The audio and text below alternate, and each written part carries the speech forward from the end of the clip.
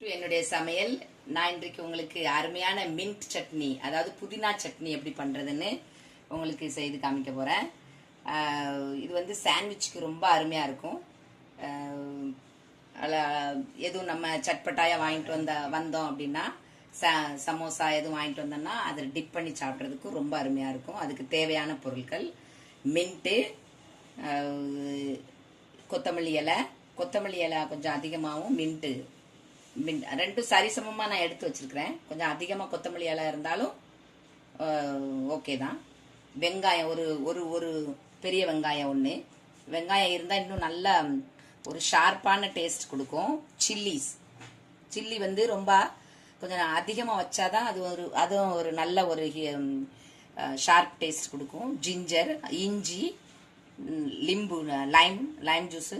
ஏன்னா புளி இதில் ஆட் பண்ணுறது கிடையாது. நான் அம்ச்சூர் பவுடர்லாம் மேங்கோ பவுடர்லாம் ஆட் பண்ணுறது கிடையாது. வெறும் லைம் தான். அதனால் லைம் கொஞ்சம் அதிகமாக தேவைப்படும். சீனி, உப்பு, இவ்வளவு தான் தேவைப்படாது தண்ணி. ஏன்னா வெங்காயம் போடுறதுனால தண்ணி தேவைப்படாது. தேவைப்பட்ட கொஞ்சோண்டு ஆட் பண்ணுறதுக்கு கொஞ்சோண்டு தண்ணி. இப்போ இதை மிக்சரில் போட்டு நம்ம அரைக்க போகிறோம்.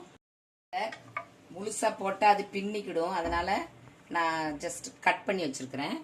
கொத்தமல்லி தலை நல்லா ஃப்ரெஷ்ஷாக நம்மளுக்கு சீப்பாக கிடைக்கிற நேரம் இதை பிள்ளைங்களுக்கு செய்து ஃப்ரிட்ஜில் வச்சுக்கிட்டா ரொம்ப அருமையாக இருக்கும். காலையில் டிஃபனுக்கு, ஸ்கூலுக்கு, சாண்ட்விச் பண்ணுறதுக்கு. மின்ட்டு,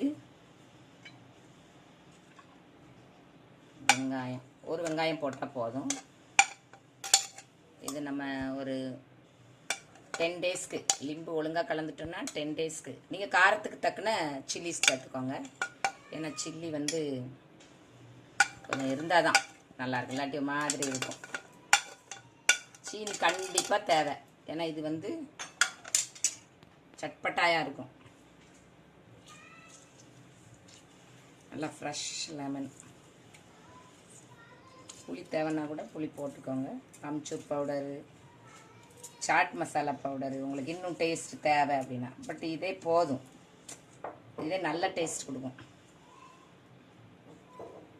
இப்போ லெமன் வந்து அப்புறம் அரைச்சதுக்கப்புறம் தேவைப்பட்டால் போட்டுக்கலாம். இப்போ நான் அரைக்க போகிறேன். இப்போ இது ரெடி ஆகிட்டு நல்லா அரைச்சிட்டு பாருங்கள். இப்போ நீங்கள் இந்த ஸ்டேஜில் நல்லா டேஸ்ட் பார்க்கணும். உப்பு, புளி, காரம் எல்லாம் கரெக்டாக இருக்கான்னு. சூப்பராக இருக்குது. இப்போ நீங்கள் இதில் சாண்ட்விச்லேயோ எதுலேயும் டிப் பண்ணி சாப்பிடலாம். இப்போ நம்ம சர்வ் பண்ணலாம். இது வந்து ஒரு பாட்டிலில் ஒரு 10-15 நாளைக்கு நீங்கள் அடைச்சி வச்சுக்கிடலாம். லெமன் போட்டு நல்லா டேஸ்ட் பார்த்து இந்த வெங்காயம் ஆட் பண்ணி நீங்கள் பார்த்தீங்கன்னா ரொம்ப அருமையாக இருக்கும். இதை உங்கள் பிள்ளைங்களுக்கு கொடுத்து என்ஜாய் பண்ணுவாங்க. சில்லி உங்களுக்கு காரத்துக்கு தக்கன போட்டுக்கோங்க. இவ்வளோ நேரமும் என்னுடைய வீடியோவை பார்த்ததுக்கு ரொம்ப ரொம்ப நன்றி. பிடிச்சிருந்தா லைக் பண்ணுங்கள், ஷேர் பண்ணுங்கள், கமெண்ட் பண்ணுங்கள். ப்ளீஸ் சப்ஸ்கிரைப் பண்ணுங்கள். தேங்க்யூ.